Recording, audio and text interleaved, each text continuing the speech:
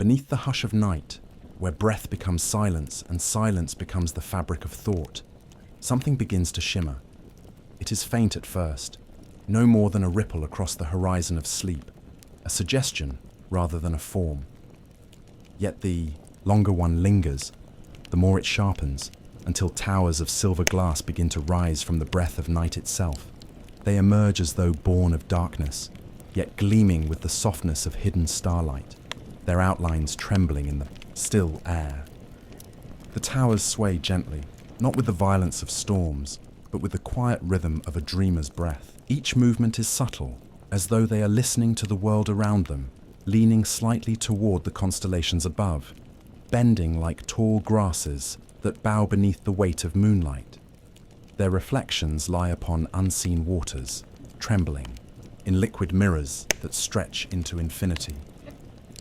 Mist clings to their surfaces, curling around their edges like veils, and within that mist lives a silence that feels alive. Not empty, but pulsing, a soft heartbeat hidden in the glass. The dreamer drifts closer, not by walking, but by surrendering to the pull of their shimmer. There is no ground beneath the feet, no path to follow, only a current that carries the body as though it were a leaf adrift upon an unseen tide. The air here is cool, carrying the faint fragrance of iron after rain, mingled with the sweetness of something long forgotten. The smell of candle wax lingering in the memory of a vigil once kept, or the faint smoke from a lantern extinguished centuries ago. Every surface of the towers glows faintly, never steady, never fixed. At times they appear solid, crystalline, walls of translucent stone reaching toward the heavens. At other times, they ripple like liquid mirrors, their faces bending, reflecting not the stars above, but memories that hover just beyond the edges of thought.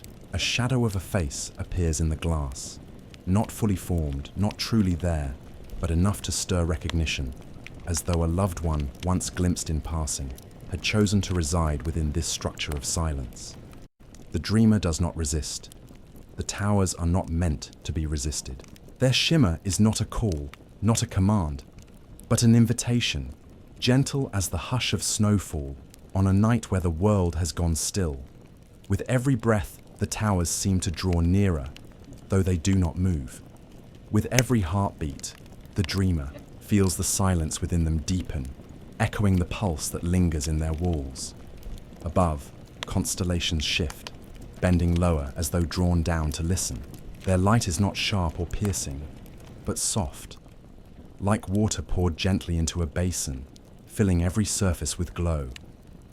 The towers respond, their glass walls shimmering brighter, carrying the reflection of those ancient patterns into their heights. It is as if stars and towers converse silently, sharing a language that belongs not to words, but to stillness. At the base of one tower, mist curls upward in slow spirals, revealing a staircase that seems both carved and grown from the glass itself. The steps vanish into the mist after only a few ascents, fading before the eye can follow. The dreamer senses that to walk them is not to climb, but to dissolve into something larger, something endless. Whispers seem to breathe from the mist, faint and indistinct. Fragments of lullabies, half-remembered prayers, voices that feel both within and without. They speak not to the ear but to the heart, stirring emotions that cannot be named. Longing, tenderness, wonder, and the faint ache of recognition. The dreamer drifts nearer still, and the towers sway in answer, leaning down as though to meet. The approach.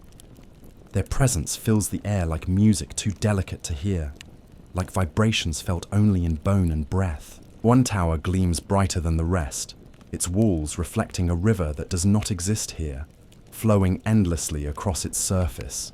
Another shows a corridor lined with mirrors, each one fogged with the breath of unseen travelers.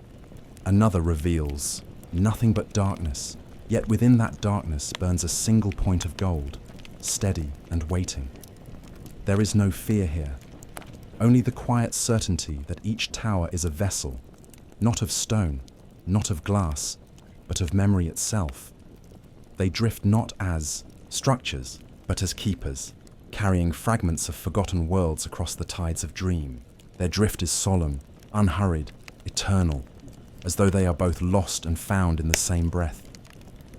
The dreamer reaches a hand toward one, and though no surface is truly touched, a sensation flows through the skin. It is cool, like touching water at night, yet beneath the coolness hums a warmth that lingers long after. In that warmth lives a recognition, a whisper without words. You are not alone. The towers echo the thought, their shimmer deepening, spreading outward across the silent horizon like ripples across a still pond. Time loosens its grip here. There is no before, no after, only the gentle sway of towers against the silence of starlit winds. The dreamer feels breath slowing, heartbeat softening, the body dissolving into the rhythm of these drifting citadels. What was once outside becomes within. What was once distant now dwells close. The towers do not merely stand at the horizon, they carry the dreamer across it, into places beyond knowing. One tower leans closer still, its peak bending low enough to blot out part of the stars. Its walls flicker with images, a door glowing faintly, a lantern swaying in corridors unseen, a hand raised as if in greeting.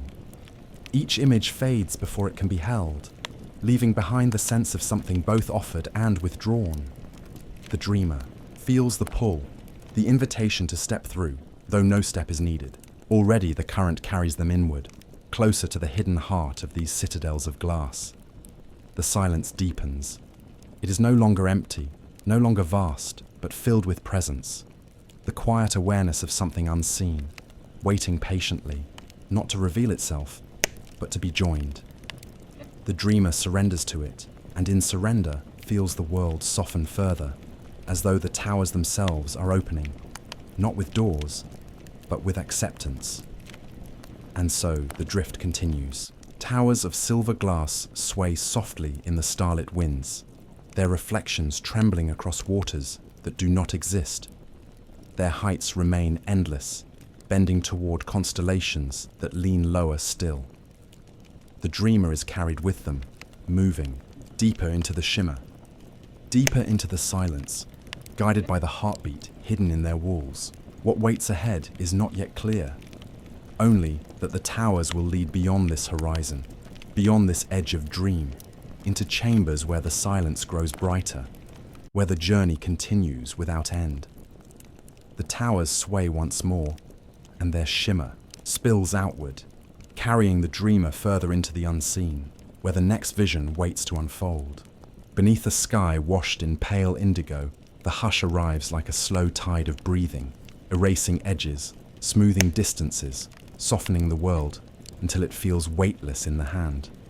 The sea before me has no shore, no crest, no salt or spray, only a field of lucid stillness that holds the color of dusk, as if it were water poured into a glass bowl. From that horizon, from that quiet seam where sky and silence meet, rise towers of translucent stone so delicate they seem carved from frozen starlight. They lift without effort, as if the night itself remembers how to become a body, and each body remembers how to lift a dream. Their bases vanish into rolling mists, veils stirred by a wind I cannot feel, but can hear in the soft sway of the spires. The mist turns the world to silk. Shapes blur and reveal themselves by glow alone. Those spires trail faint gold along their edges like threads of dawn gathered and braided into the architecture of sleep. They sway with the rhythm of sleeping breath. My breath, your breath. The breath of whoever once stood at the lip of forgetfulness and watched the unknown roll forward like a patient tide. Each tower hums, the sound hidden inside the bones of the night. It is not heard as much as received, like heat from a candle you cannot see, or the pulse that moves in the wrist when the hand is at rest. The hum passes through me and quiets what is restless, gathering stray thoughts like leaves from a still pool and laying them gently onto the water's skin. Silence answers with its own breath, and the breath answers with its own light, and in that exchange, the towers drift nearer, as if they recognize my need, and have crossed a long distance to arrive here. Their faces are not faces, yet they watch, luminous panes revealing little but hinting at everything.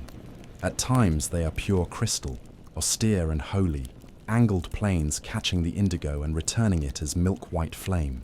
At others, they ripple like a mirror disturbed by the thought of rain. And within that ripple, I glimpse corridors lit by chambered moons, staircases curling up into a blue that moves like a veil. I try to fix one vision to memory and find that. The effort makes it dim, like trying to cup the reflection of a star. There is a fragrance that lives at the base of these towers, something that slips out of the mist and settles like a whisper along the skin.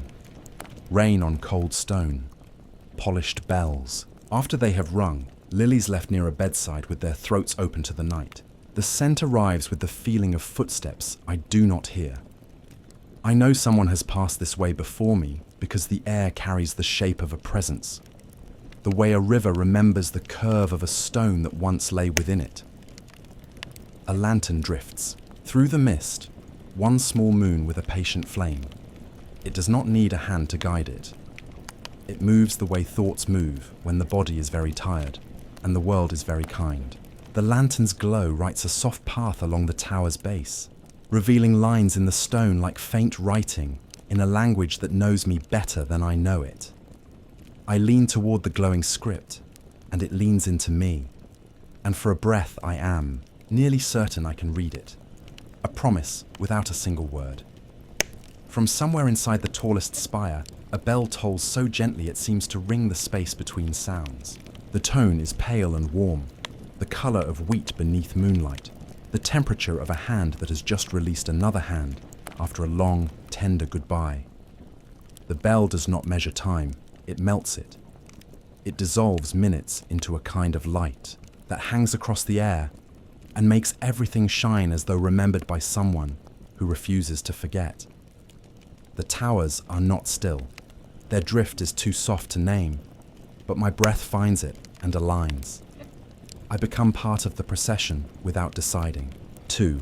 Like a leaf caught in a current that asks for nothing but surrender. Starlight compresses itself into their edges until the edges glow with that faint seam of gold. The gold deepens in places, softens in others, and within those changes, I hear the shape of a voice I cannot yet understand. It says, "Come with me," and it says, "You have already come," and both are true. I move forward without moving. Under me, the sea that has no shore flexes like a memory, returning in a gentler form. Nothing to disturb it, but the quiet of my own attention. The nearer tower shows its interior, the way the moon shows the ghost of the sun inside itself when it is thin and new. A hallway brightens through the translucent wall, lined with tall doors that appear to be made of sleep.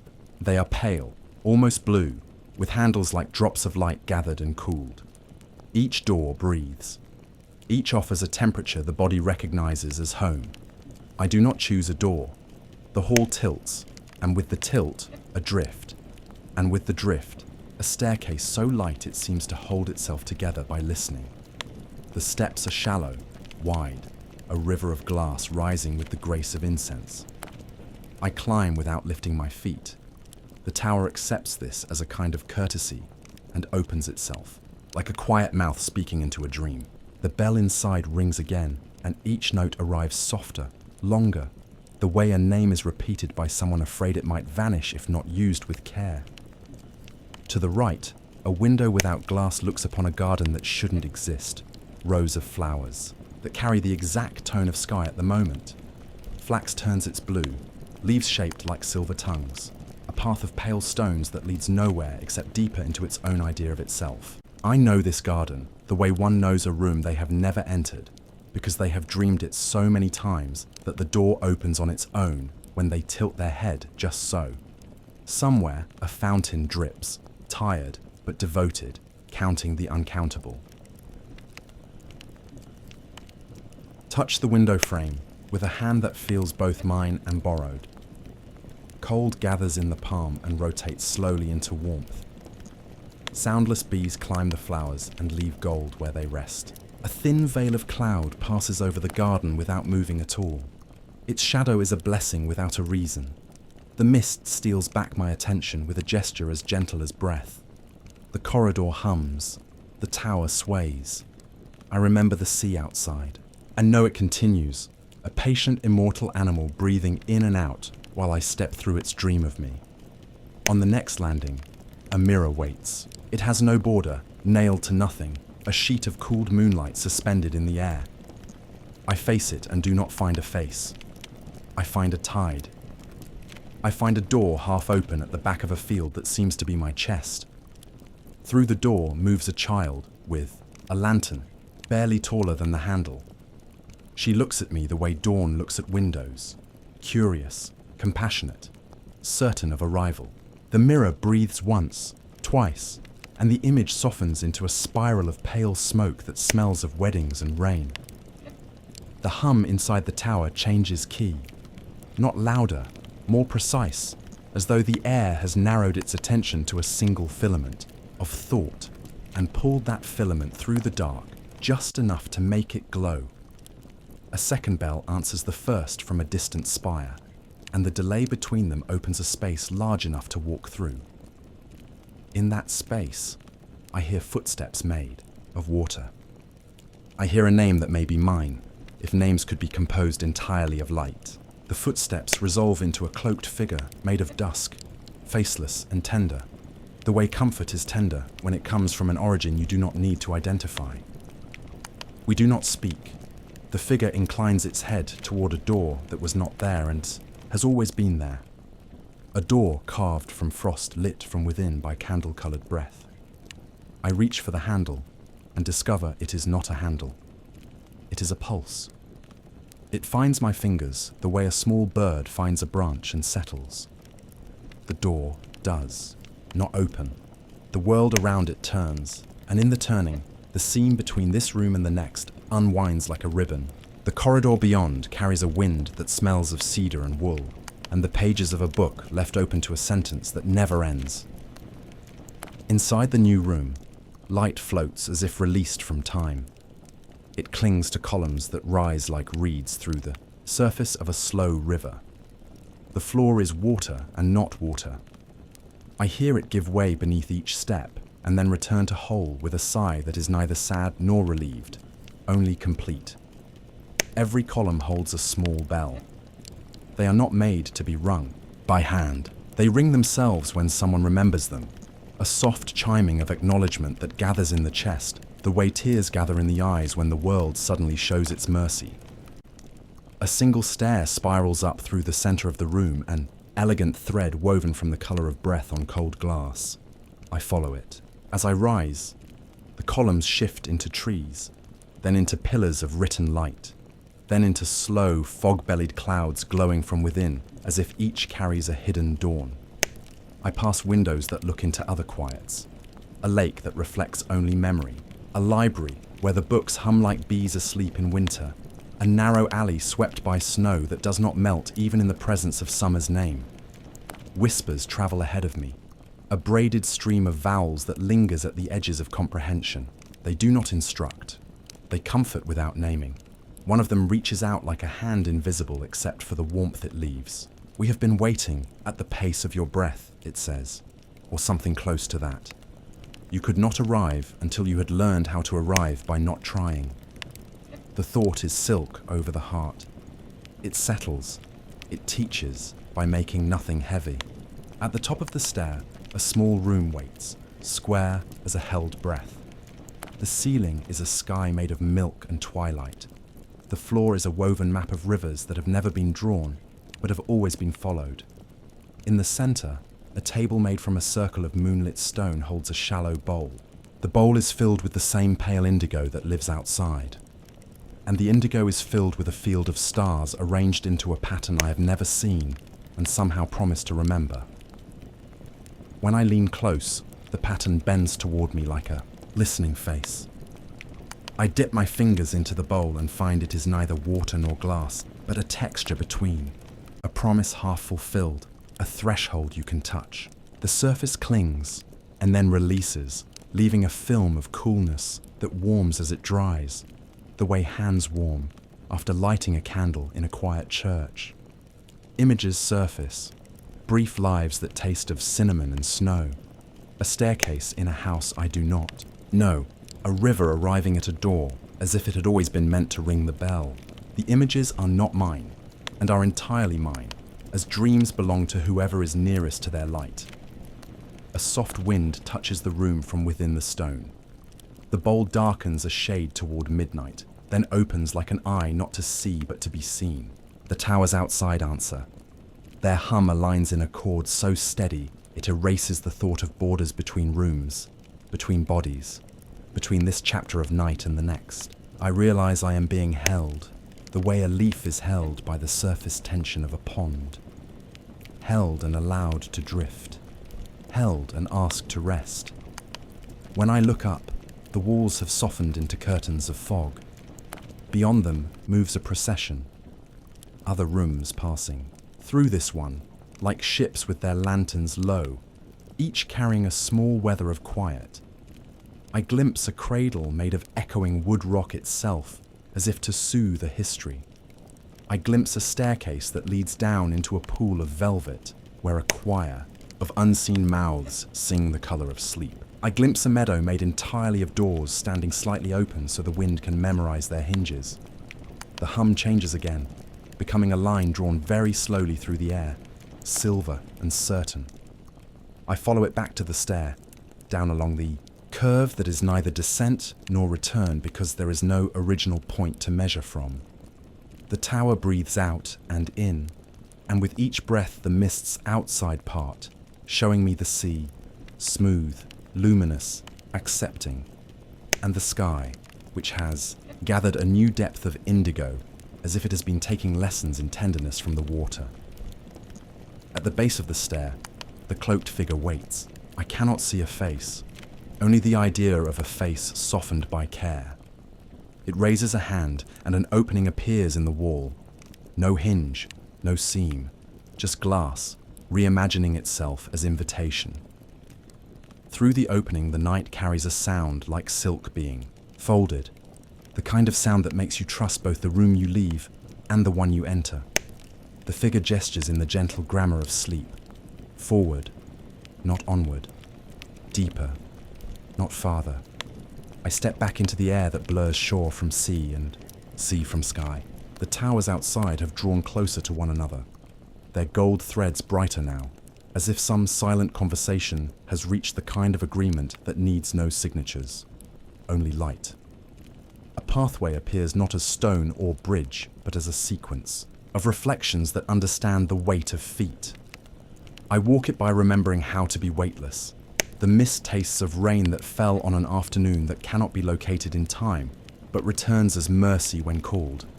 A bell rings from the tallest. Spire again, and this time the sound trails a line of soft fire across the surface of the sea.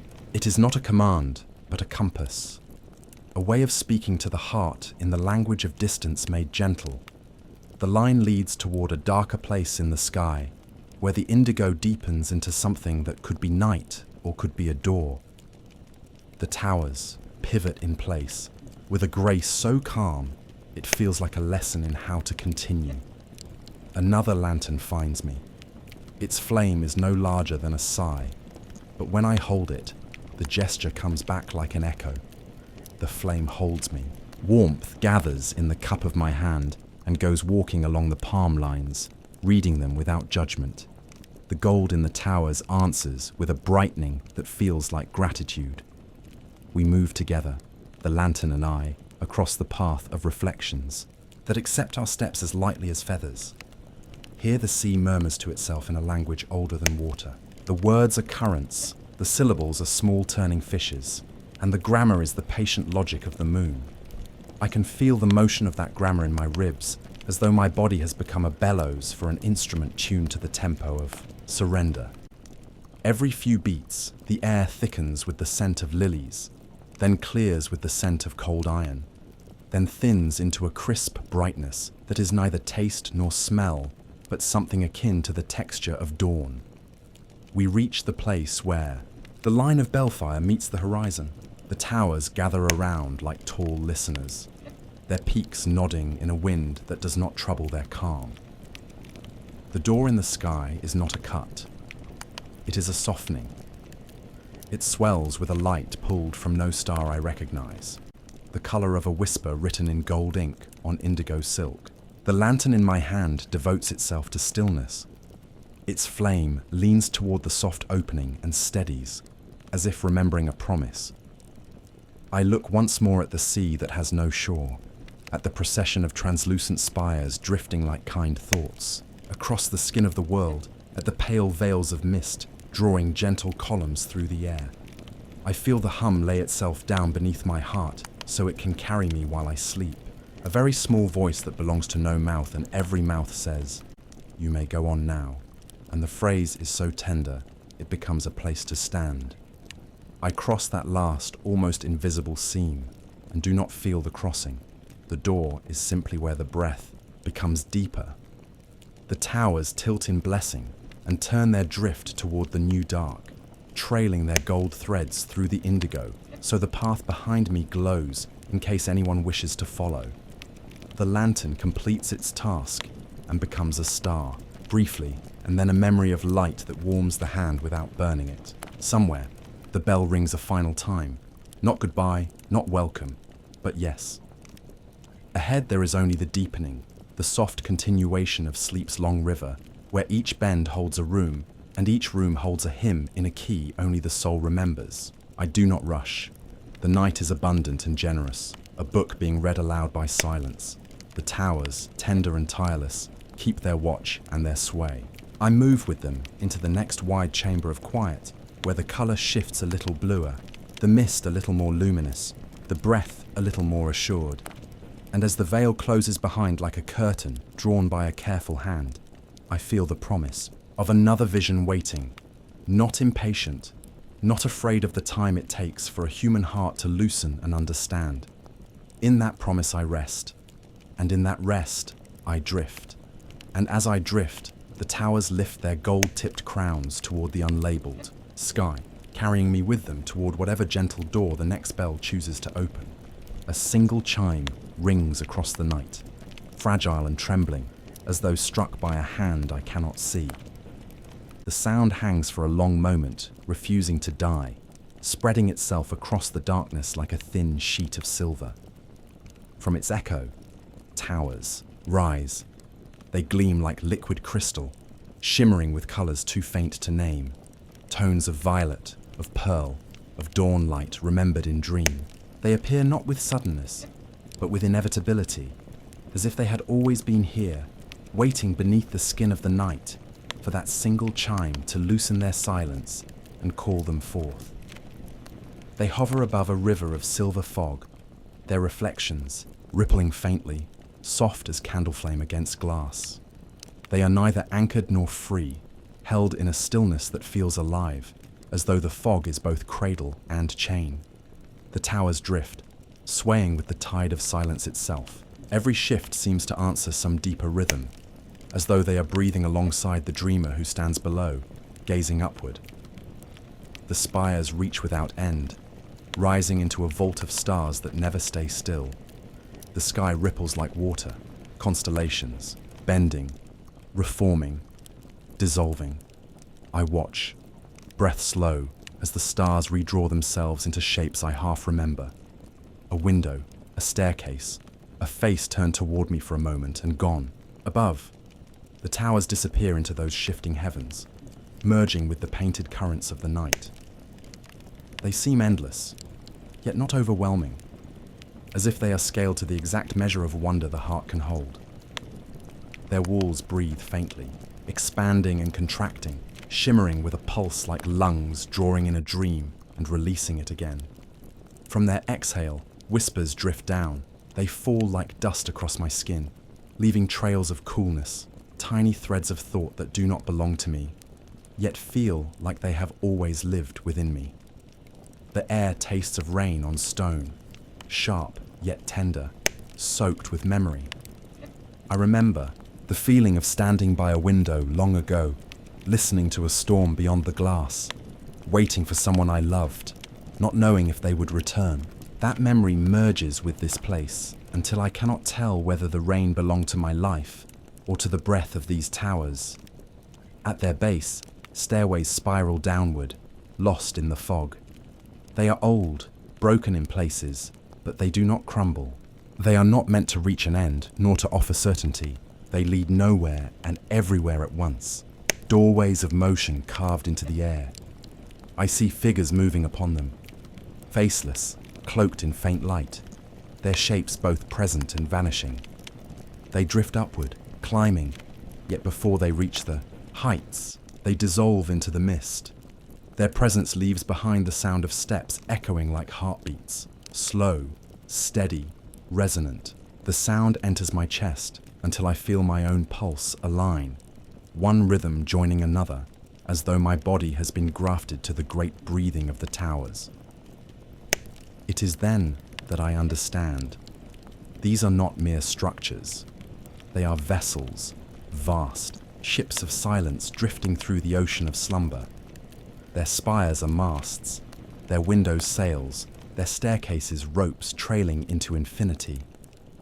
Inside them must be realms folded upon realms, carried gently across dreams' horizon, places where every forgotten thought, every hidden memory, every abandoned prayer finds a chamber to rest. The towers carry them forward, slowly, endlessly, like shepherds of silence moving their flocks across an eternal night.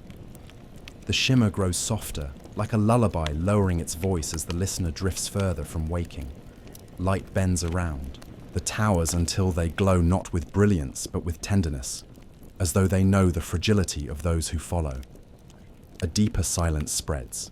It is not the silence of absence, but of completion, the way a child falls asleep, and the room itself seems to breathe with relief. I feel myself swaying with them, caught in their tide, drawn past the edges of rest, further into a realm that does not measure time, where even the thought of a clock dissolves like mist. A figure pauses upon a staircase above me, cloaked, faceless, luminous. It lifts its head as though hearing something I cannot. For a moment the shimmer bends toward me, a gesture of recognition. My breath catches, held by the weight of a gaze without eyes. Then, with a slow turn, it continues to climb, each step steady, each step ringing in the silence like a bell struck far beneath the sea. The chime comes again, softer this time, but nearer, resonating not through the air but within my own chest. It is as though the towers are tuning me, reshaping the rhythm of my body to match their eternal drift. I feel myself dissolving, loosening, becoming less solid, more luminous. My hands fade at their edges, turning to mist, until only sensation remains. The cool air, the fragrance of rain, the pulse of silence, all of it gathers into me. All of it passes through me. The towers lean gently closer, not to overwhelm, but to welcome. Their walls ripple, translucent, and I glimpse glimpses. Doorways opening into rivers, staircases stretching into fields of cloud, mirrors lined in golden frames showing scenes that vanish as soon as they are seen. I do not need to enter, not yet.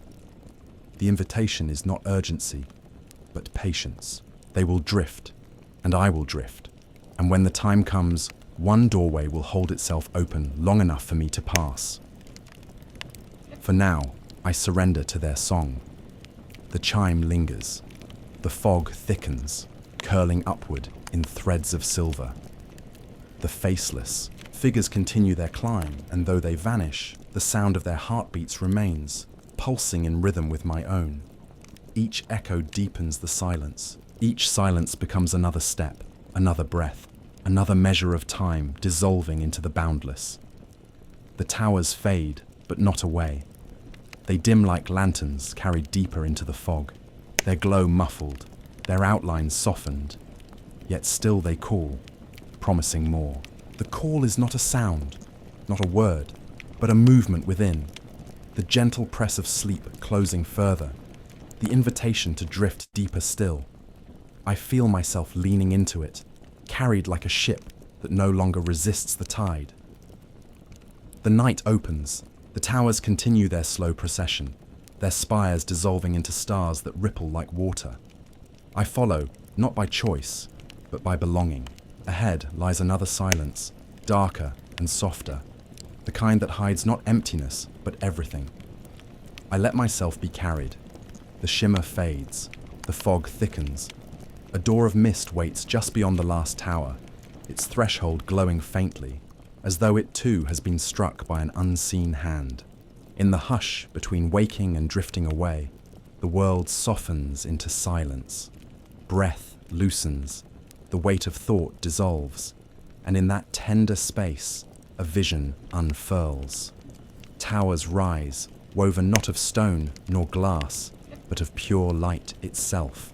They shimmer as though built from threads of dawn, strands of pale fire drawn taut and bound together, trembling faintly with every heartbeat of the night.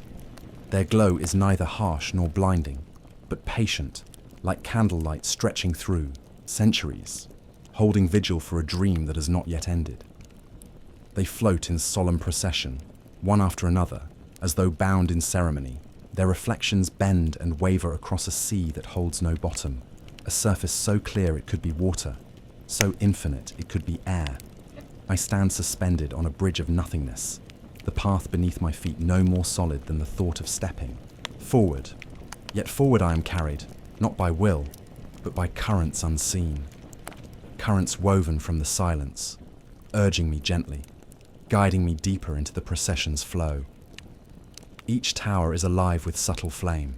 Surfaces flicker with pale blue fire that rises, falls, and changes, never constant, as though attuned to the rhythm of unseen hearts. At times, corridors reveal themselves inside, vast halls where shadows walk, narrow chambers lit by unseen lanterns, staircases curling upward into darkness. Each glimpse vanishes as quickly as it appears, leaving behind not loss, but longing, as though the towers want to show everything, but only as much as the heart can hold. Music swells within them, faint, fragile, almost not music at all. A harmony of strings stretched thin as spider silk, voices like distant choirs echoing from unseen heights. The sound trembles on the edge of silence, fragile enough that I fear even listening might break it. And yet it holds, fragile but unbroken, threading through the air like the memory of being sung to as a child, when safety was a room and the voice was endless. The towers tilt as though in reverence, bowing toward the bridge of nothingness where I stand. Their peaks vanish into the folds of a sky without stars. The heavens themselves seem emptied, a fabric of blackness unstitched, leaving space only for the light of the towers, for their processional glow to become the constellations of this dream. I do not miss the stars, for these spires shine more, softly, more endlessly, than any pattern in the firmament ever could. Through their arches drift veils of mist, soft and trembling, touched with fragrance. Lilies, pale and fragile, open as though night itself has chosen to bloom within their petals. Beneath their sweetness lingers the faint weight of candle wax, the scent of a vigil kept in silence. It feels as though something has always been, waiting here, patient, unwavering, burning, not to consume, but to remember. Behind glowing windows, shadows move. They do not stride, they do not reach, they do not threaten.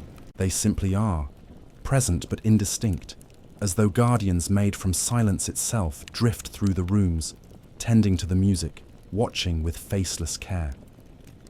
I feel no fear. Their presence holds the gravity of protection, as though they are not here to keep me out, but to welcome me in when the moment arrives.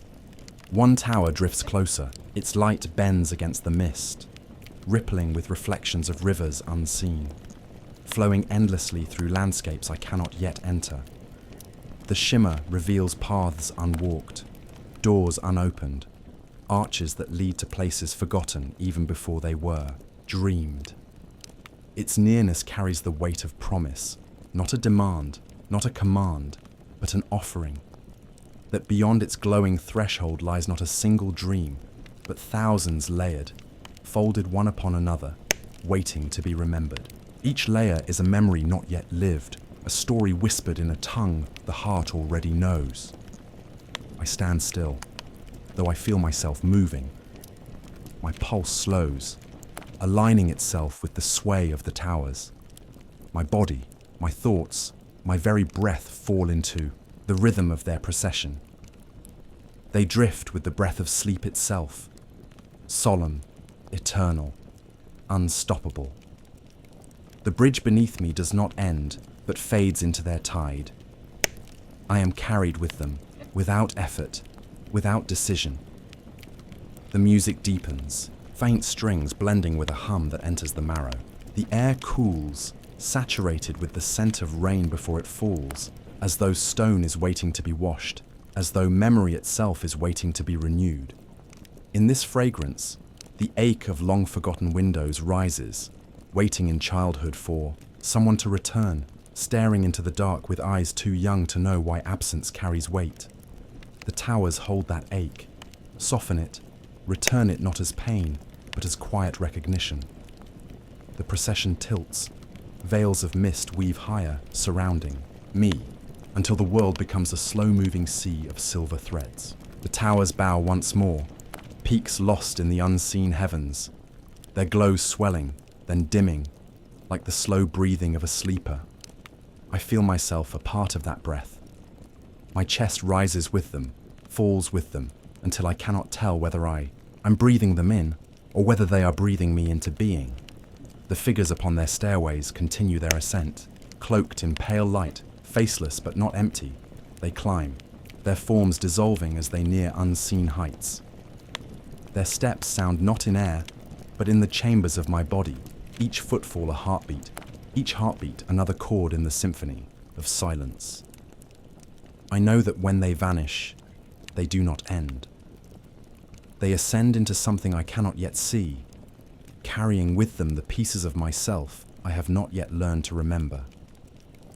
The towers shift again, their procession unbroken, moving deeper into the unseen horizon. The bridge beneath me lengthens, not to carry me forward, but to carry me inward.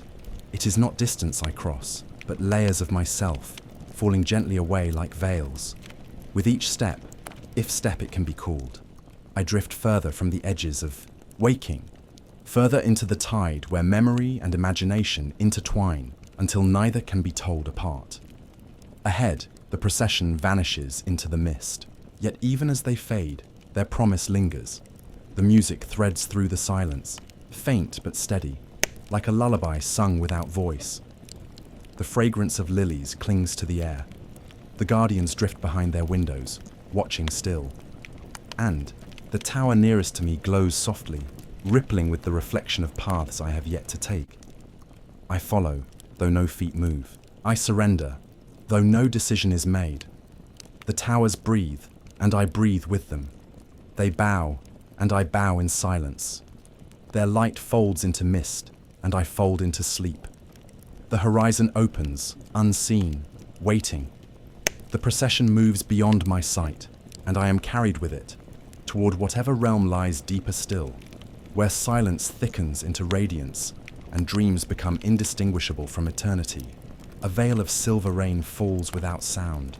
It does not strike the earth, nor ripple across water, nor stain the air. It dissolves before it touches anything, like a thought too fragile to remain spoken. The horizon itself becomes a trembling curtain, and from within its folds, towers emerge. They are luminous and cold, trembling as though sculpted from frost that has drunk the light of the moon and chosen to keep it. Their forms are neither sharp nor soft, but something between, quivering at the edge of certainty, as though they are still deciding what they wish to be. They rise not from soil, not from stone, but from slumber itself. Suspended between sky and sea, their roots vanish into a depth that has no measure, anchored in nothing but the deep breath of dreams. They do not fall, though nothing holds them. They do not rise, though the air lifts beneath them. They simply remain, drifting with the gravity of silence, moving as though carried by the breath of someone asleep just beyond reach. The air quivers in their presence. Not wind, not storm, but resonance. A hum older than memory, older than even the thought of time. It vibrates softly against the skin, the way the pulse of distant bells can be felt in the chest before they are ever heard. It stirs the body into stillness, makes the bones listen. Every tower hums its own note, and together they weave a chord so vast that it cannot be sung, only inhabited. Approaching, the air cools, not sharply, but with tenderness, as though draped across the skin, like silk dipped in water. Within the coolness, live scents that arrive like forgotten guests. Parchment faded to amber and dust, holding the warmth of words long vanished. Smoke curling upward from lanterns extinguished with care, their glow lingering like an echo in the dark, and the sweet, heady breath of gardens that once bloomed in childhood, long lost yet returning now with sudden clarity. The fragrances entwine, weaving memory into the air, until each step forward feels like stepping into the past, the present, and the imagined future all at once. Through the glass-like walls shimmer visions. Corridors unfurl and fold, spiraling into themselves until direction ceases to matter. Staircases ascend and dissolve halfway, rising into horizons that cannot be reached, leading upward into a place that refuses to remain solid. The eyes cannot rest. They are always carried further, pulled into vistas that change with each heartbeat. A single glance reveals hallways lit by pale fire. Another shows arches bending into rivers that flow without water. Another, nothing but darkness, holding its silence like a promise.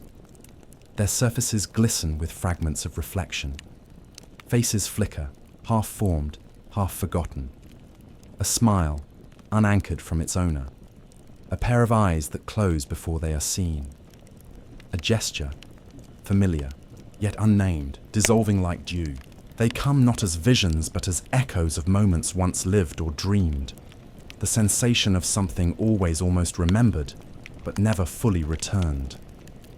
They shimmer and vanish, and in their vanishing, a strange sweetness lingers, as though forgetting itself has been sanctified. Above the towers, lanterns sway in mid-air. They drift like seeds scattered on invisible wind, each one carrying a flame too small to burn, yet too steady to fail. Their light is golden and patient, falling in pools across the infinite hush. The pools do not illuminate the world so much as soften it, dimming sharpness, filling hollows with warmth, shaping the silence into something that holds instead of empties. They hover as if waiting, as if guiding, though no hand steers them. To follow them is to surrender. No feet move, yet the body glides. The path is not walked but given, as though one has only to allow oneself to be carried. Breath becomes a current, heartbeat a tide, and slowly the dreamer realizes they are no longer separate from the drift. The air folds around them like water. The silence becomes a fabric they now wear. The towers do not stand apart, but take the dreamer into their procession, making them part of the luminous rhythm. The sense deepens. These are not merely structures. They are vessels, not of stone, not of glass, but of longing itself. They carry what has no voice, what cannot be spoken yet refuses to vanish. Each one is a chamber filled with desire unfulfilled, love unreturned, memories untethered. They drift solemnly across the horizon of sleep, bearing these fragments away, carrying them into realms where perhaps nothing is lost, only transformed. The dreamer feels the weight of their own hidden longing stir, answering the hum. The towers bend slightly, swaying as though to listen. Something within their walls reflects not a face but a feeling, a tenderness unnamed. For a moment, it feels as though the towers are breathing the dreamer in, gathering them into the current of their silent pilgrimage. Lanterns glide ahead, their flames steady, leading deeper into mist. The dreamer follows without question. The hush thickens, not as emptiness, but as fullness, like entering a cathedral where silence is not the absence of sound but the presence of something greater. The resonance of the towers wraps around the body, and with each breath, the self loosens further, becoming lighter, becoming part of the drift.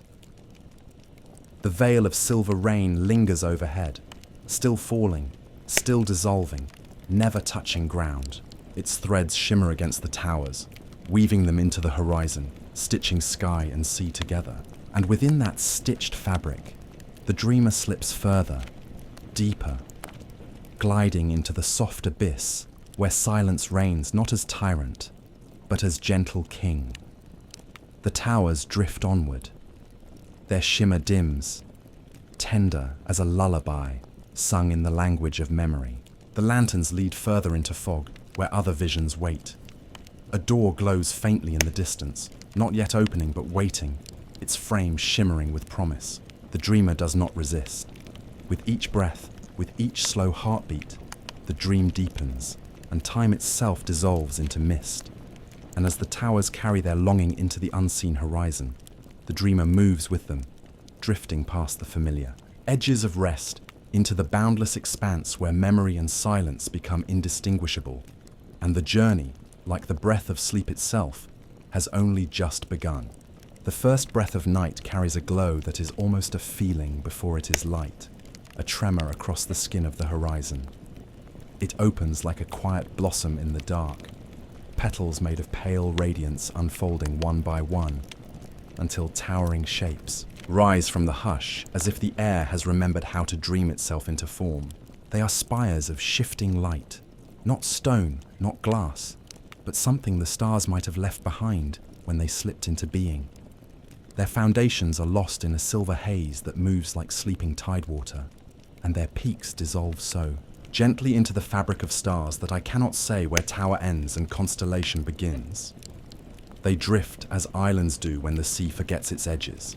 Their shimmering walls bend the air around them, warping distance, softening lines, turning every boundary into a veil.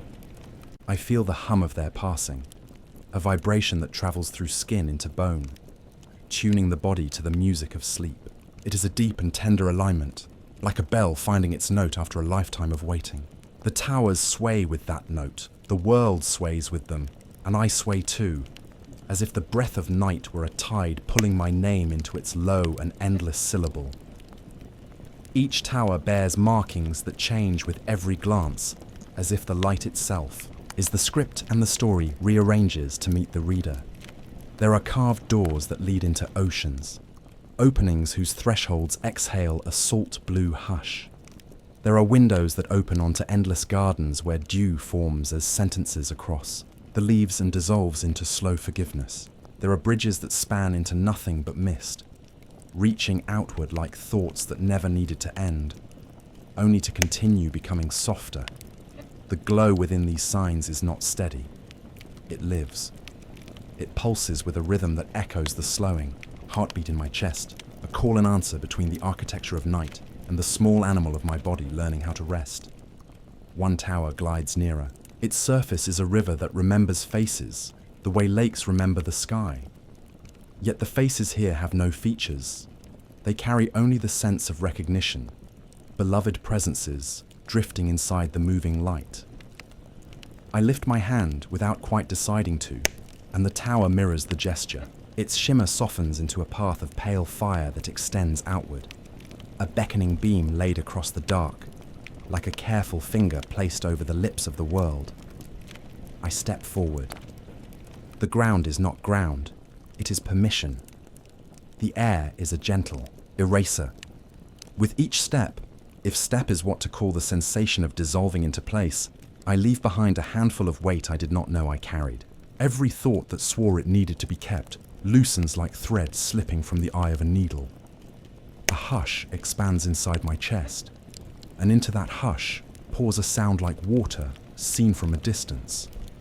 A continuity without edges, the promise that arrival can be soft, the path of light curves and breathes. I travel it as a lantern travels an unseen hand.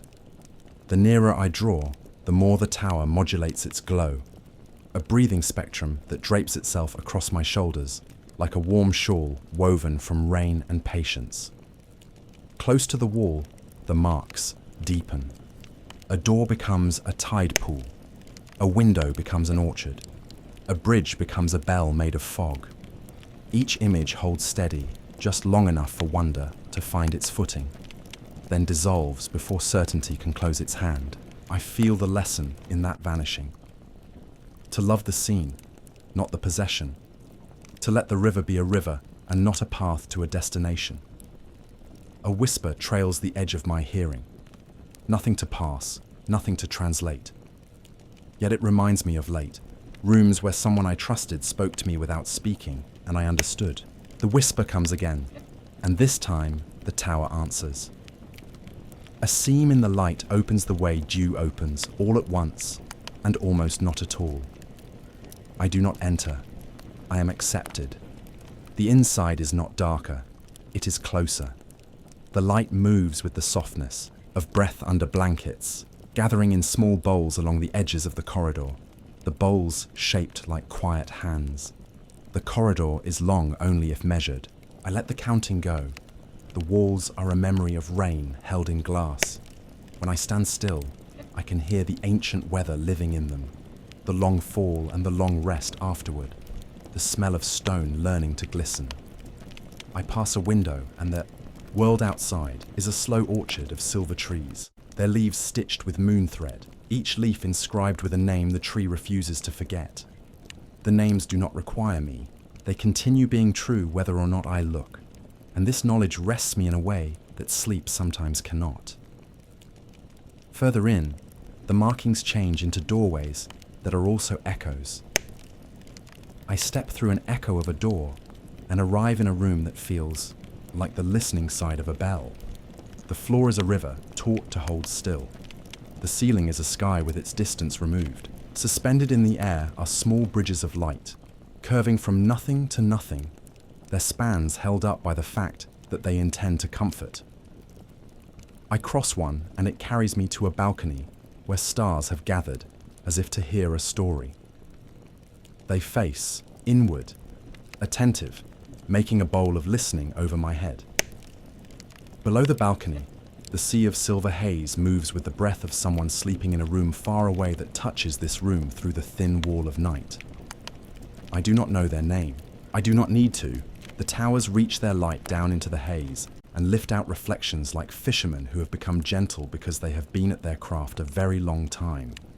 Each reflection is a small world, a child running through a corridor of wind, a pair of hands tying a ribbon to something that remembers being a gift, a doorway opening onto the sound of rain rehearsing a forgiveness it already knows by heart. The worlds rise, look around as if the room were a face to be greeted, then settle back into the moving silver to rest.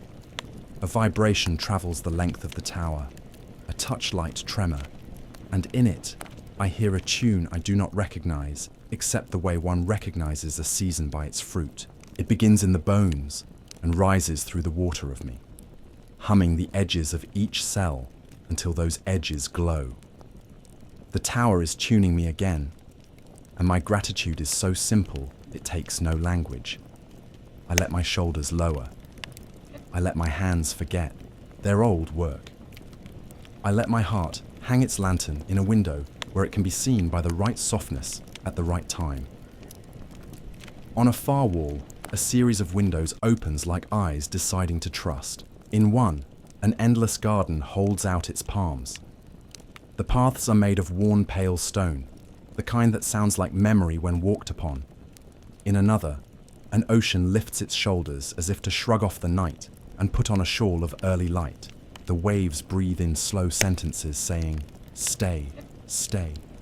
In the third, mist builds a bridge in real time, adding a rung each moment not to be crossed, but to prove that becoming is a kind of shelter. I am tempted to go everywhere at once, but the tower has already woven the lesson into the glow. To choose is not to lose the others. It is to let them continue their work without me. I return to the corridor. The path of light has rearranged itself with the modesty of a host clearing a table while you speak. It leads me gently downward to a chamber where the floor is a mirror, baffled by how much it is asked to remember. I walk upon it, and it holds the weight of me and not the shape, the way kindness holds history without requiring an inventory. Beneath the mirror's thin skin, I glimpse rivers sliding through one another without collision, names floating without sound, doors rising like islands and sinking like moons. The sight makes me understand movement as a form of stillness made patient.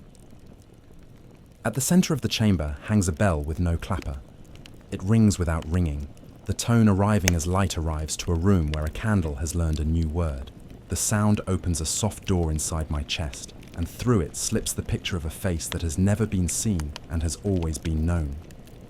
Featureless, like the faces earlier, and yet bright with the warmth of belonging. The bell sustains the tone long enough that I forget to ask what it means. I let it mean me.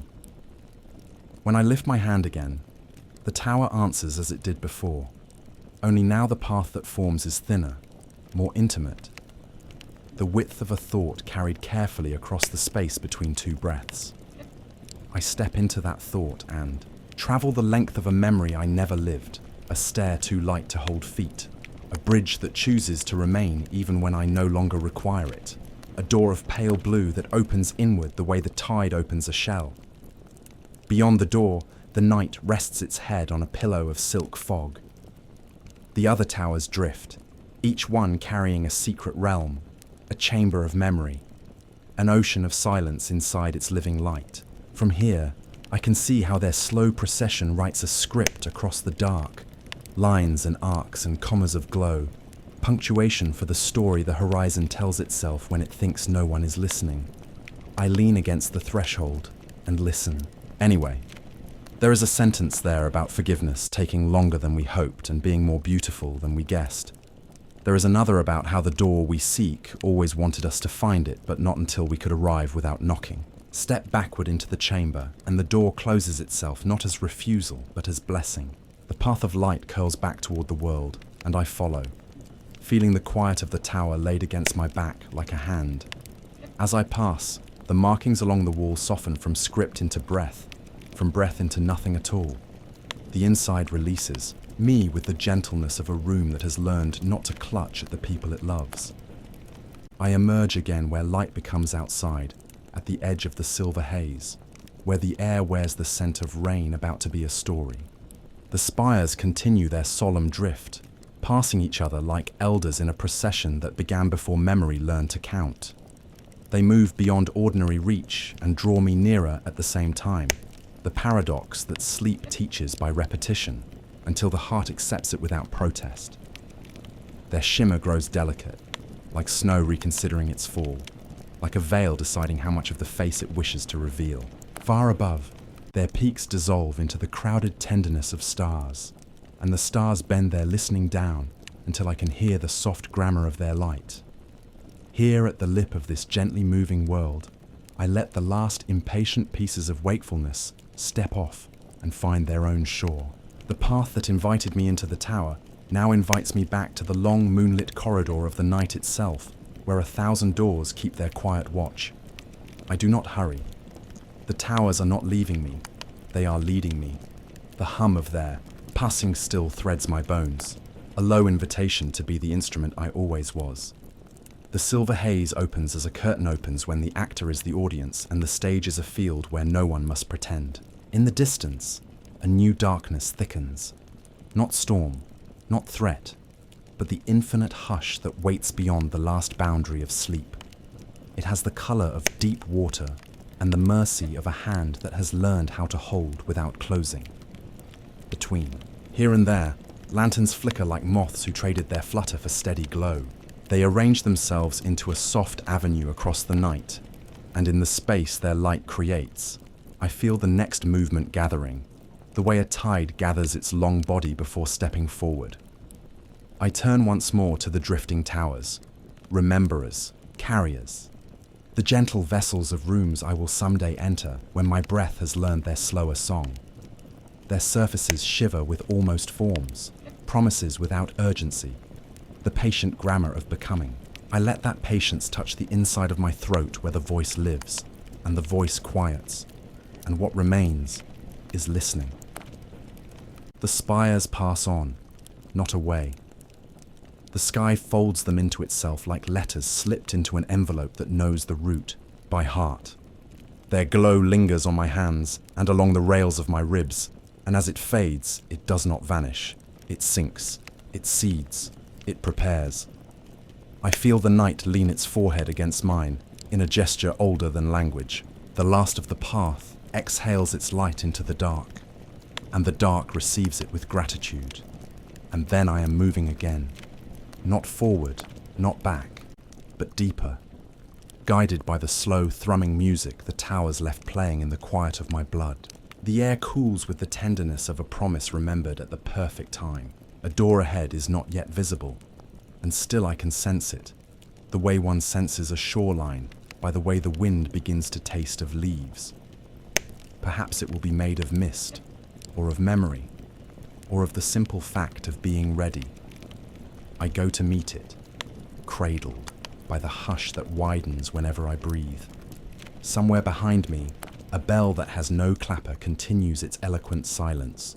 Somewhere above me, a garden I did not choose continues to bloom without waiting. The towers become constellations of thought, and then constellations of sleep, and then the faintest feeling of being held very carefully by a world that knows how to keep watch while I drift.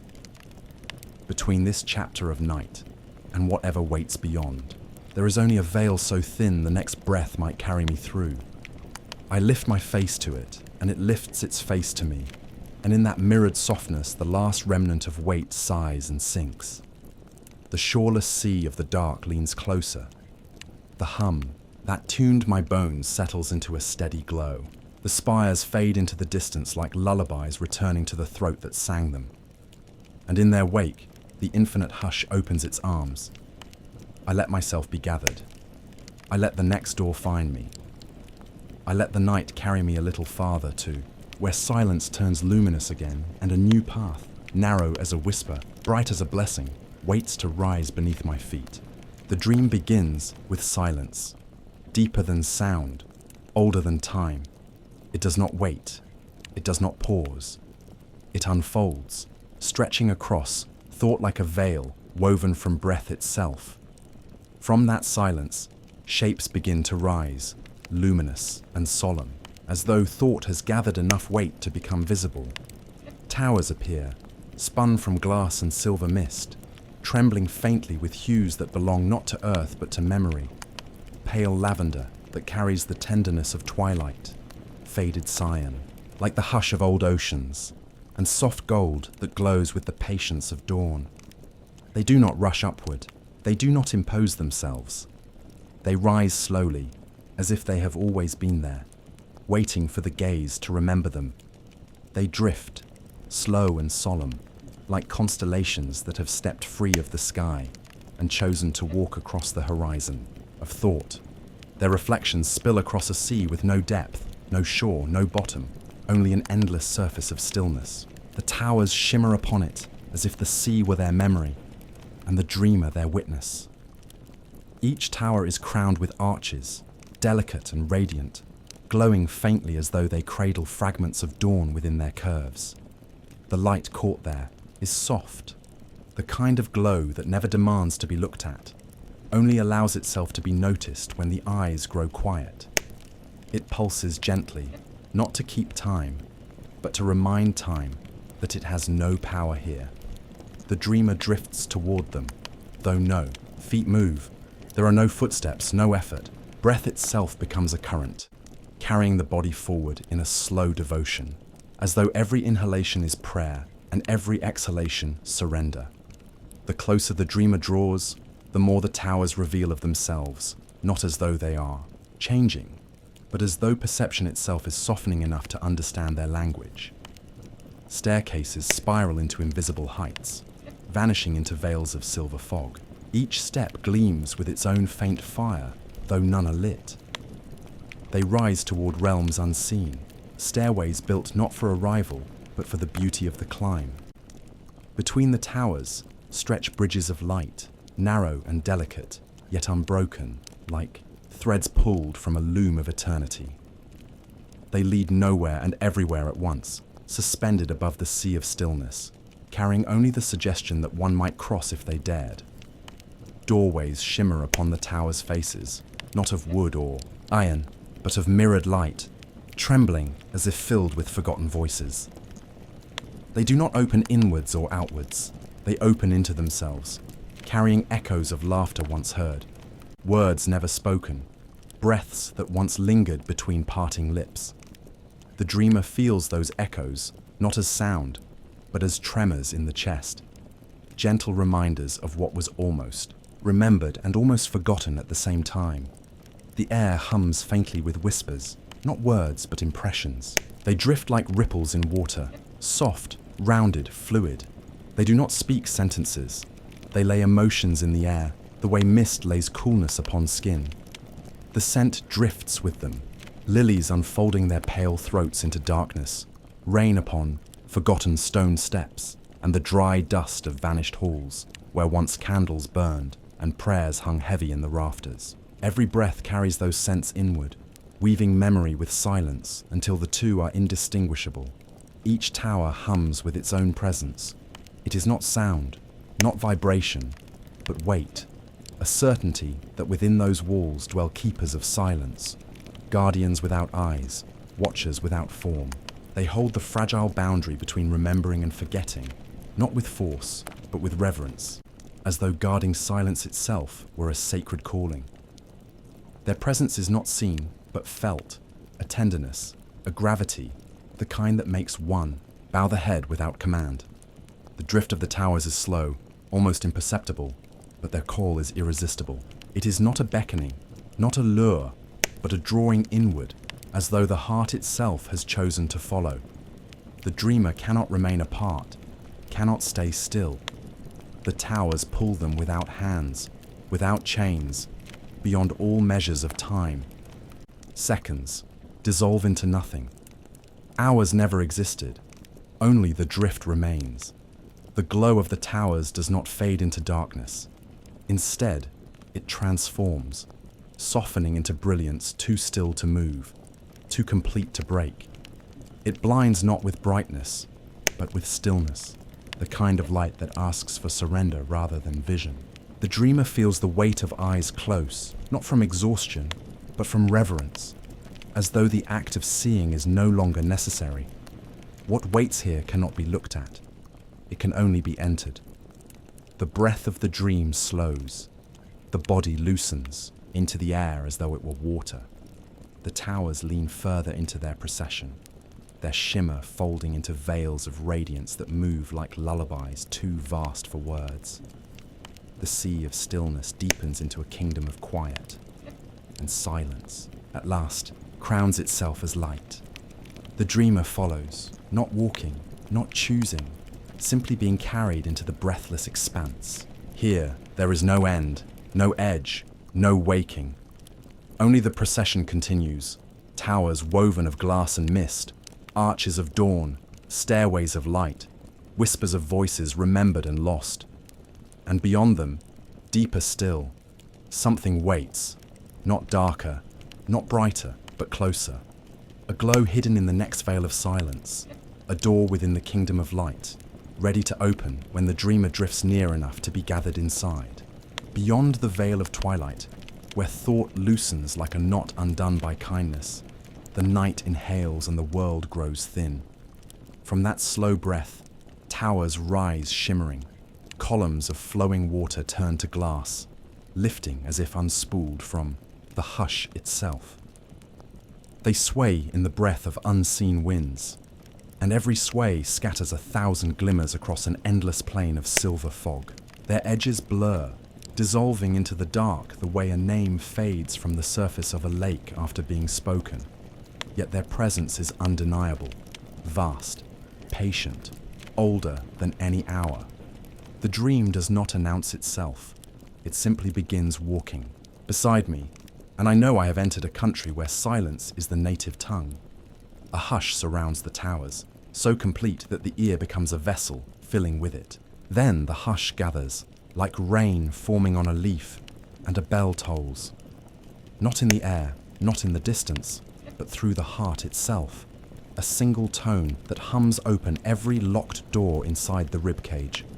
The sound ripples outward, steady as breath, and the towers answer by deepening their glow. Their light holds the color of worn moonstone and sunrise left to cool in water.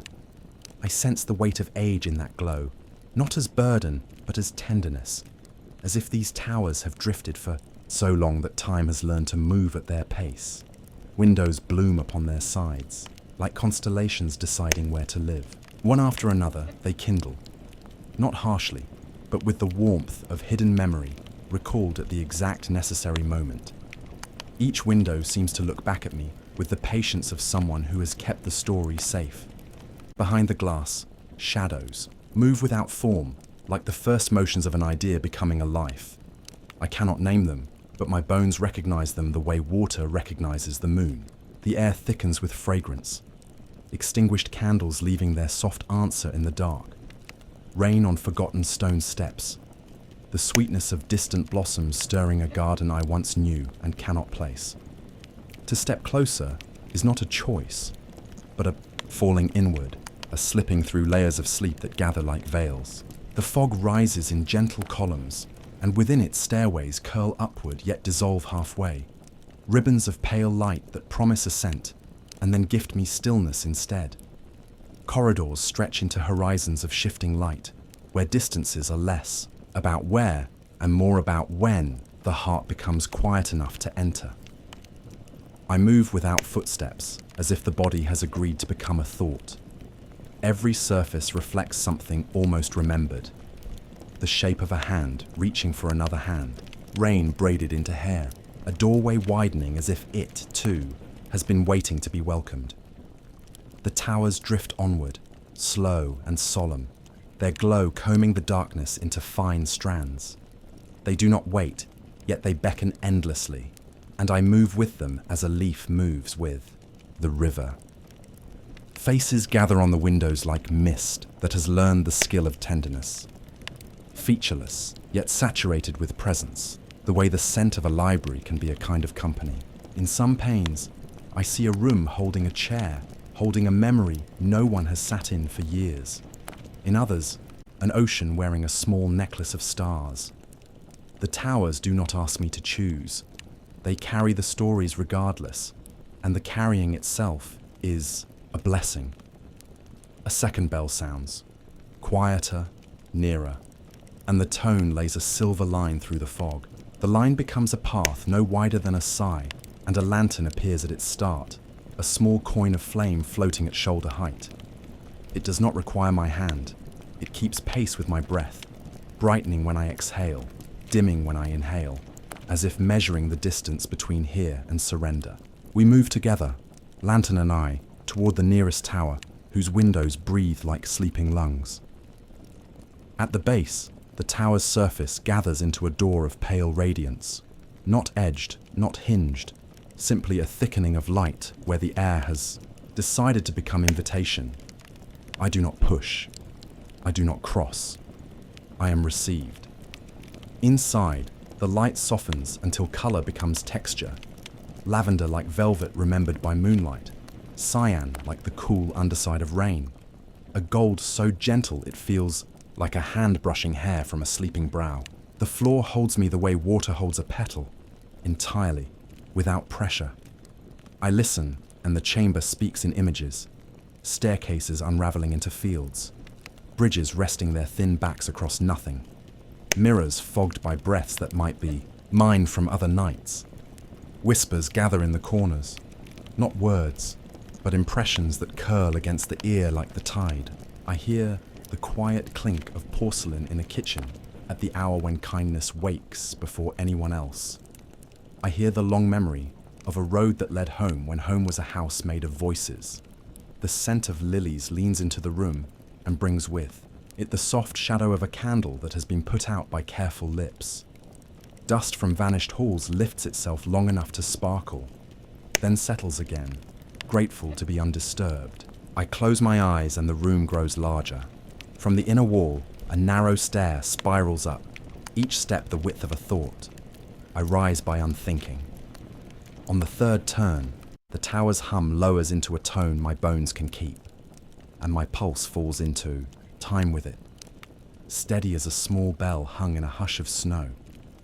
I pass a window that looks onto a corridor of trees.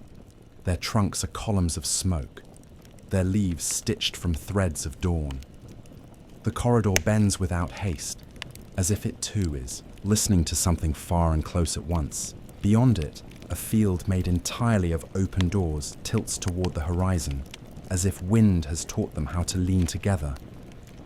At the stair's crown, a chamber opens, like a held breath finally exhaled. A bowl awaits on a low stone table, water dark, as twilight held in a palm. The lantern settles at the bowl's rim and stands very still, like a word removed from a sentence, so the silence can speak. I lean over the water and it does not show my face. Instead it shows a veil of rain falling in a city I cannot name, softening rooftops, teaching the streets a slower grammar. It shows the back of someone I love, far away, still enough to be a prayer. It shows a small door in a garden wall and the relief a hand feels upon finding the latch.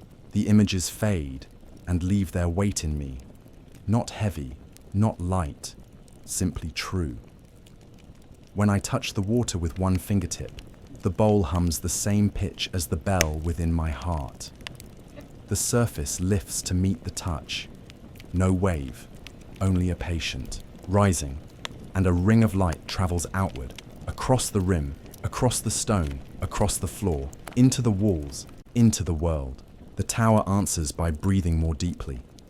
Its windows brighten like eyes choosing to be kind. In their glow, the shadows behind the panes gather into figures shaped by care, keepers of silence, watchers without faces.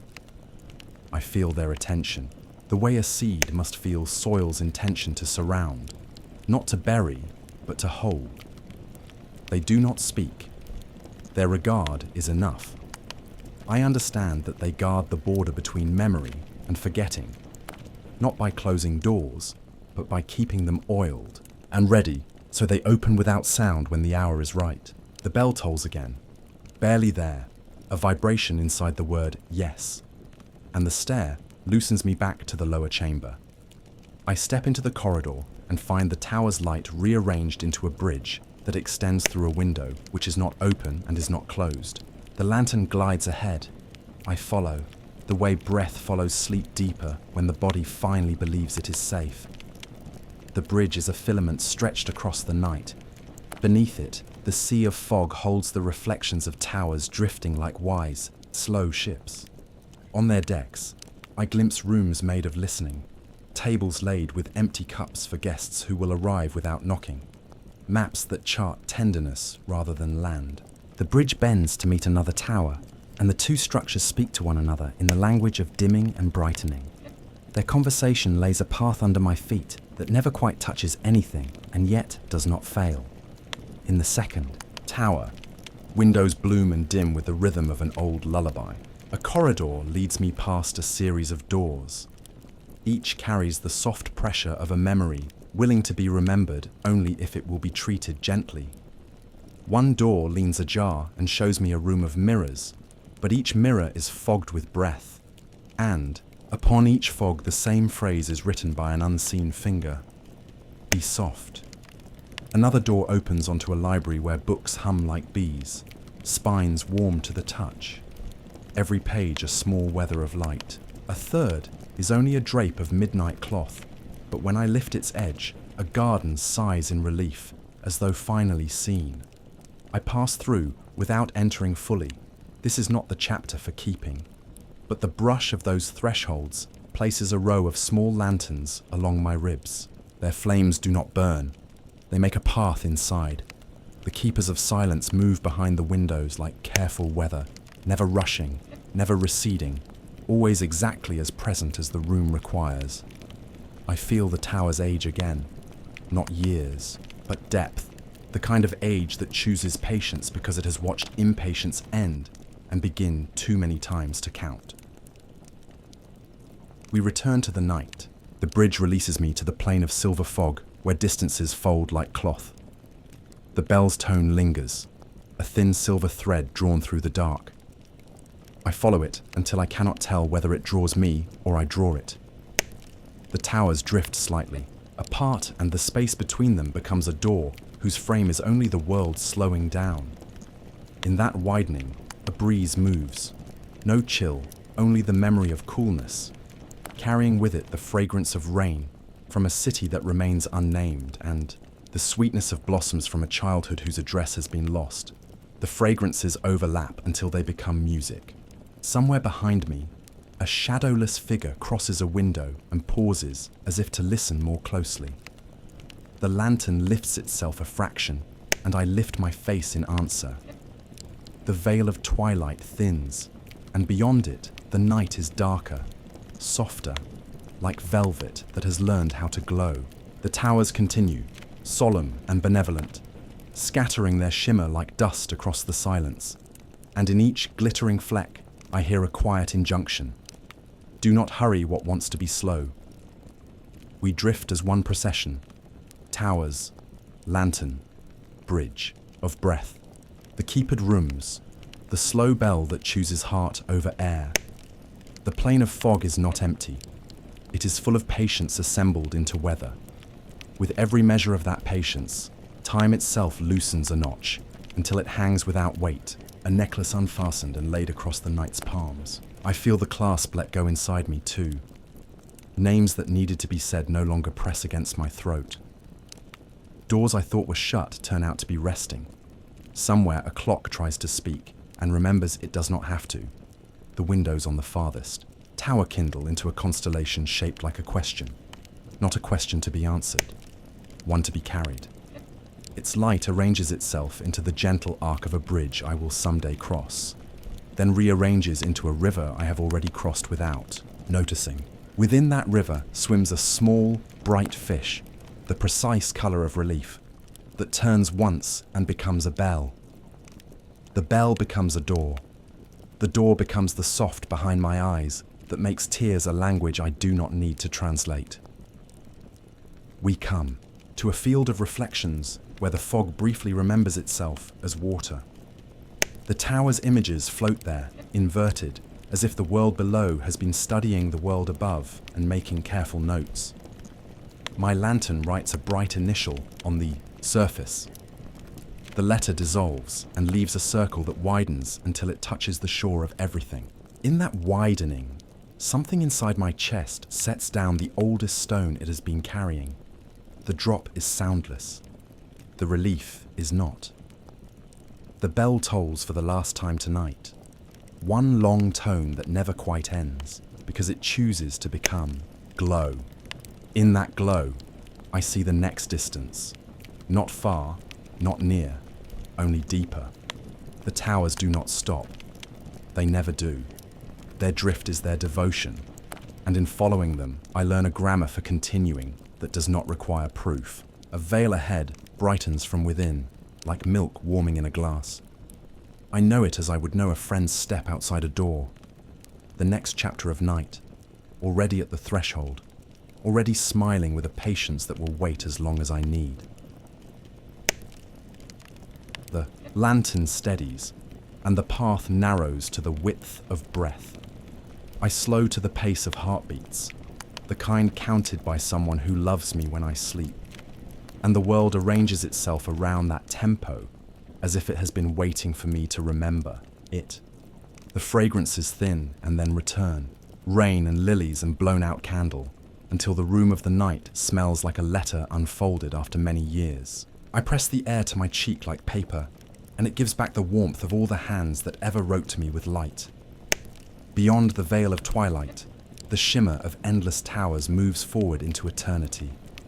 The procession carries its stories, the patient ones too old for words, the tender ones too new for naming. I do not have to go faster than them. I could not, even if I tried. I let them lead, and in their leading, I feel the edge of sleep give way beneath my feet and become a shoreless sea. On that sea, a door begins to form, made of the same silver fog that has held us all this time, and within its frame a quieter bell prepares a smaller, nearer tone. I let my eyes lower. I let the dream lower with them. The towers drift on, scattering, soft constellations through the hush, and the hush gathers them back again, amazed and grateful as any sky. In that soft exchange, I find my place, which is not a point, but a way of listening. And as the door ahead gathers itself from mist and memory, I allow the night to carry me to it. Unhurried, sure. A breath-wide step from here to the next chamber, where time will dissolve once more, and the light of another room will open like a promise we have been keeping for each other in the dark. A hush descends like falling snow, though no flakes touch the ground. It is not sight that reveals it, but sensation. A coolness drifting across the skin, the whisper of absence settling gently on the edges of thought. The air seems to pause, the way the world sometimes holds its breath before the beginning of a hymn. Out of that hush, towers rise. They shimmer like vast columns of liquid pearl, bending in and out of clarity, as though woven not from stone, not from glass, but from breath itself. They are both there and not there, as if presence and absence had agreed to share a single form. They drift without anchor, weightless upon the boundless expanse beyond the map of sleep. There is no ground beneath them, no horizon to measure, only the endless silence where dreams wander after they have been spoken and forgotten. Their movement is patient, the patience of unseen tides that carry entire seas without effort, never in haste, never in delay. I feel myself caught within their procession, not as a guest, but as part of their inevitable drift, as though my body has always known the rhythm of their passage.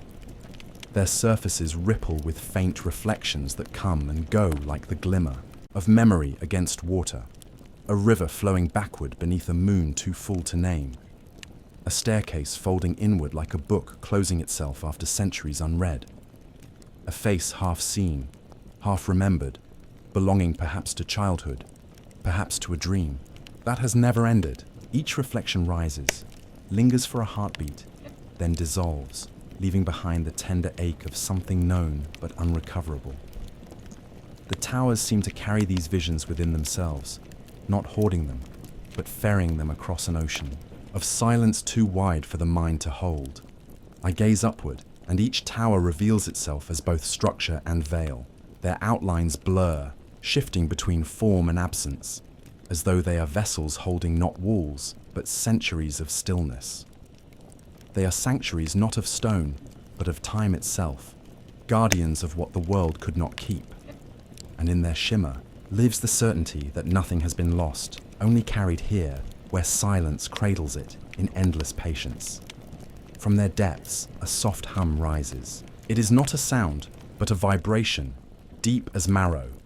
It travels through skin into bone, aligning itself with the rhythm of breath, steadying the pulse until it moves in time with the tower's slow procession. The hum is neither command nor comfort. It is simply the law of being here. To resist would be to tear against water.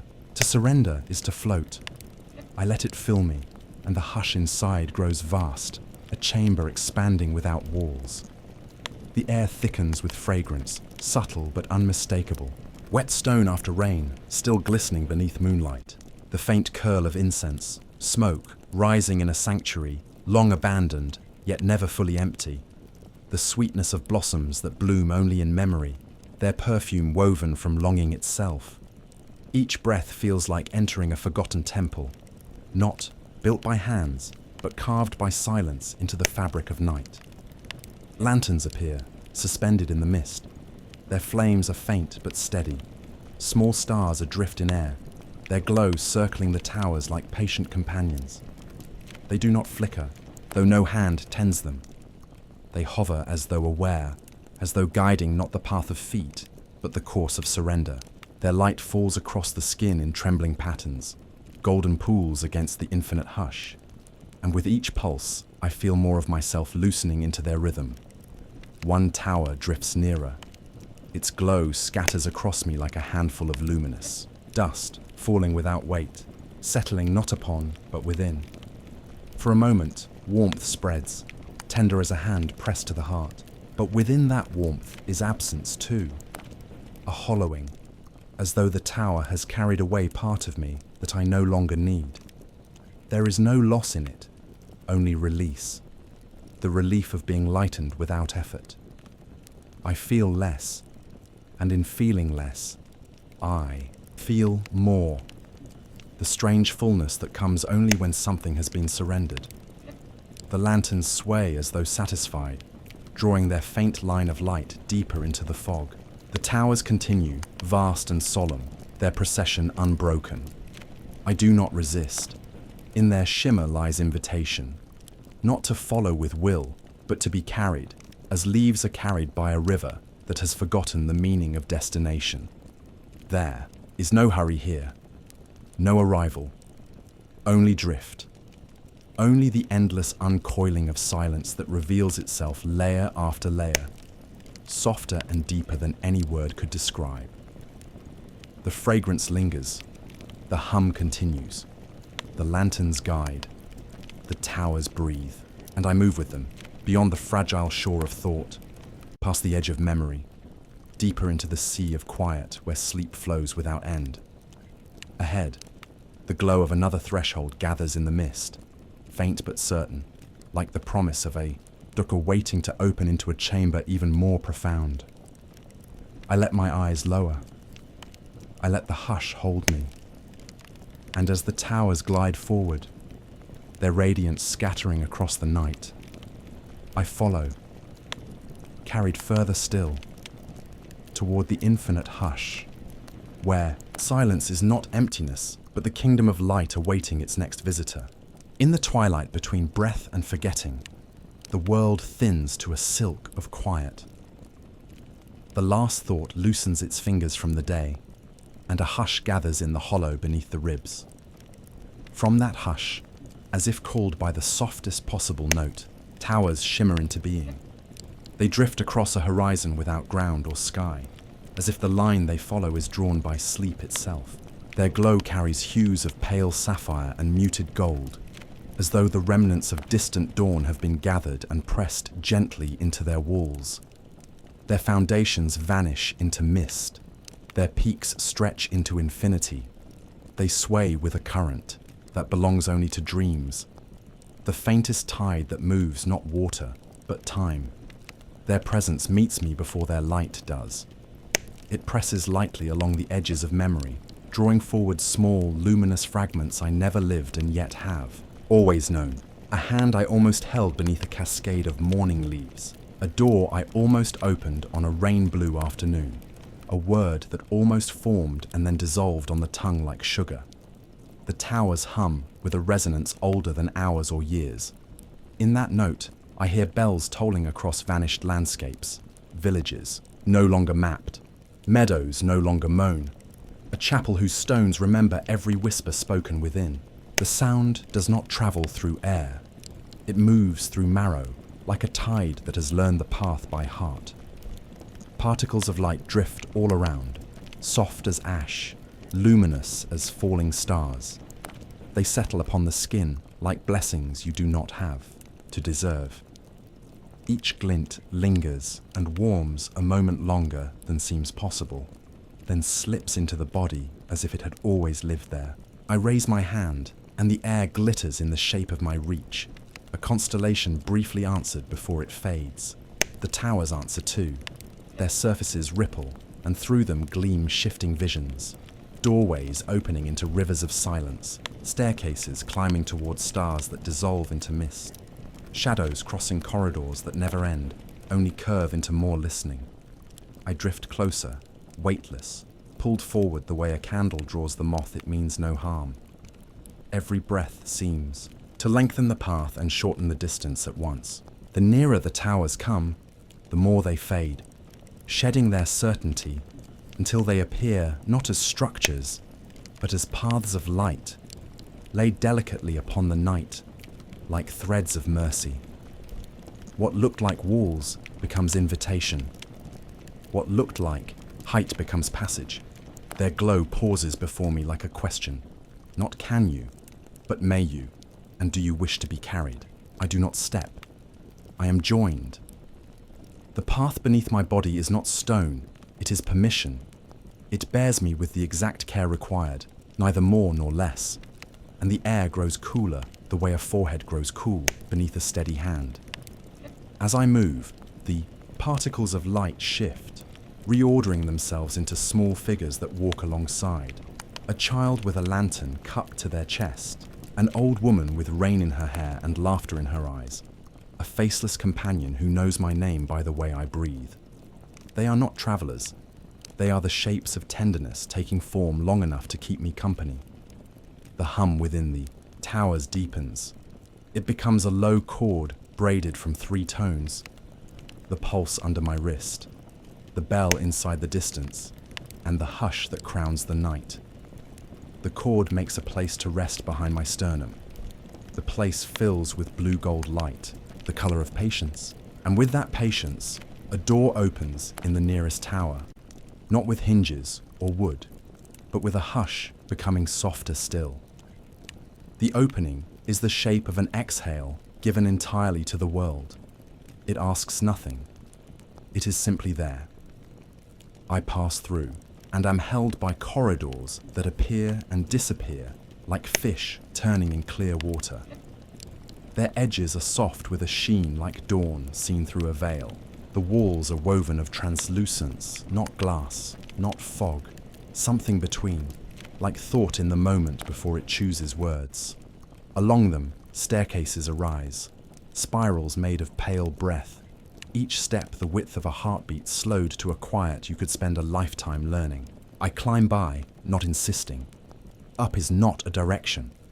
It is a way of loosening. On a landing wider than a room, the corridor opens to a hall of mirrors that hold no faces. Each one gleams with the curve of a door left ajar, a voice left unfinished, a promise left open so it could grow. When I draw near, condensation beads along the edges, as if each mirror had been breathed upon from the other side. Across that dimmed silver, a fingertip writes a sentence I do not fully read. I understand it nonetheless. It says, "Be softer than remembering, and you will remember more." Beyond the mirrors, a window without frame looks into a river of silence. The river moves, but not with water. It moves with an invisible grammar that unknots the body until even. The spine feels like a line written in a kinder hand. On the far bank, a city sleeps under roofs the color of lullabies. Its streets shine with moonlit rainfall. Bells are absent there, and yet the silence wears their shape. I watch until the river's slow brightness begins to move through my chest and out again, and the window gently turns into a doorway.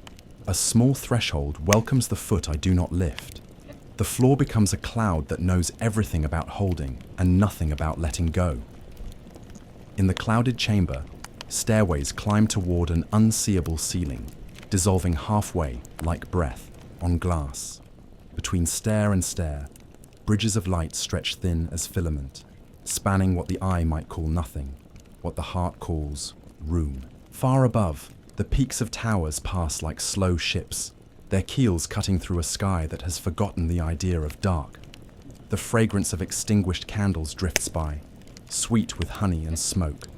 It mingles with the cooled stone scent of rain long finished and the shy perfume of blossoms that open under no sun. The air tastes of tenderness.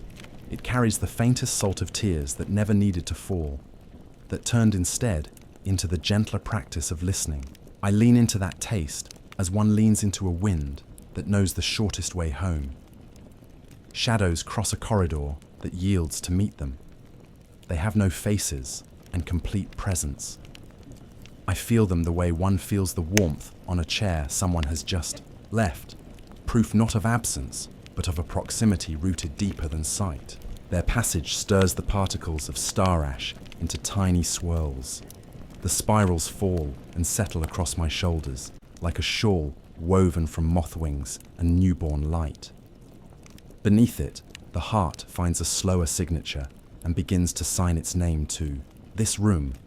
A bell tolls somewhere both distant and near. It is a tone without collapse, a curve that does not end. The note travels through the walls and rinses the colors with clarity. The pale sapphire carries a flicker of green like water thinking of forest. The muted gold carries a thread of rose like dawn remembering a face. The towers lean almost imperceptibly, a bow that says, "We remember you even when you cannot remember yourself." I bow back, not with the body, which has become too light to bow, but with the memory that remains when names are sleeping. The hall thins to a narrow avenue lined by doorways that show other ways of quiet. In one, a room of linen curtains lifts and falls as though the wind were reciting its gentlest poem to the folds. In another, a library whose shelves are arranged by emotion rather than author. When I pass, a tiny book steps forward and tips open, its pages blank except for a single breath that smells like summer at the threshold of rain. In a third, a pool lies dark and still. Bend close enough, and you hear it thinking of stars. None of these rooms need me. The knowledge settles beautifully in the body, like truth that arrives without the burden of proof. I move with the procession because it is the only movement left. From tower to tower, the path of light narrows, then broadens like lungs, learning the world's oldest prayer. Sometimes it is a ribbon over a sea with no water. Sometimes it is a row of lanterns separated by the exact space the heart needs to rest between beats. Sometimes it is nothing visible at all, only warmth across the palms, a suggestion of holding where no hand is. At a threshold written in mist, a guardian of no shape stands without standing. Its presence is gravity made gentle. The resonance that has been humming since the first moment bends around it, and I understand that everything deeper must be guarded by kindness. The guardian does nothing to open the way. Its quiet invites mine, and the way opens itself. Inside, the tower's surfaces become thinner still, more like skin over light. Through them arrives a procession of scenes that might once have been my life, or might be the life of the night. A staircase where a child sits listening to rain name each step. A dock where two lanterns speak to one another in gold. A valley where fog buttons and unbuttons the hills as if dressing and undressing the earth for sleep. Particles continue to fall like soft verdicts from a court that rules in favor of rest. They settle along the rail of rib and clavicle and collarbone, luminous as small permissions. I touch them with the reverence one reserves for fireflies that have chosen a nearby branch. Each contact sends a silent chime through the corridors. The chime answers the far bells, and for a breath or two, every part of the world is in tune. When the path turns again, it does so like a page turning under the weight of its own story. I arrive at a balcony that looks outward into an expanse, where the towers are no longer separate. Their forms have thinned into lanes of light flowing forward, lamplit rivers neither above nor below, only around. The lanes interlace without tangling, moving as a choir does when voices enter and leave, identical and distinct. Between them, darker spaces open like harbour water at midnight. The darkness is not emptiness. It is a texture I recognize. The place where the next brightness is already gathering itself, just beyond what the eye can meet without trembling. The bell tolls again, softened now to the barest curve of sound. Its wake drifts through the lanes of light and the darker water between them, smoothing both into a single shining fabric. In that fabric, I can feel the stitch of every kindness I have been given, even those I failed to notice at the time. The stitch holds, the cloth holds me. I do not know whether I am in the towers or the towers are in me. The question dissolves. A new whisper gathers where breath and forgetting overlap. The I, whisper does not choose words. It chooses direction, forward, deeper, gentler. I obey by doing less. A window opens at my side, framing a stair that climbs into a galaxy and dissolves before touching it. From that dissolving light rains down in threads that do not reach the floor. They hang like silk spun from a story, whispered and then kept. The threads brush my cheek. In their touch lives a promise, not emptiness, but vastness, not forgetting, but endless becoming. As if in answer, the tower's resonance falls one more octave. Its weight is exquisite. It sinks through the soles that I no longer feel, through the calves and knees and thighs, through the bowl of the hips, and the hinge of the breath, through the architecture of the sternum, and into the green-lit rooms of the heart. There, It folds itself down like a traveller satisfied at last with the bed they have chosen. In that folding, the rhythm of the towers and the rhythm of the body become a single tide. The plane beyond the balcony tilts almost imperceptibly. The lanes of light draw themselves out, finer, farther, until they are no longer lanes, but the very threads of night. The forms that were towers have thinned into ways. They continue their solemn journey beyond reach, carrying with them what they have always carried. Rooms where voices sleep. Ladders that remember the feet that once trusted them. Bowls filled with the bright husks of shed names. They do not remain. They do not disappear.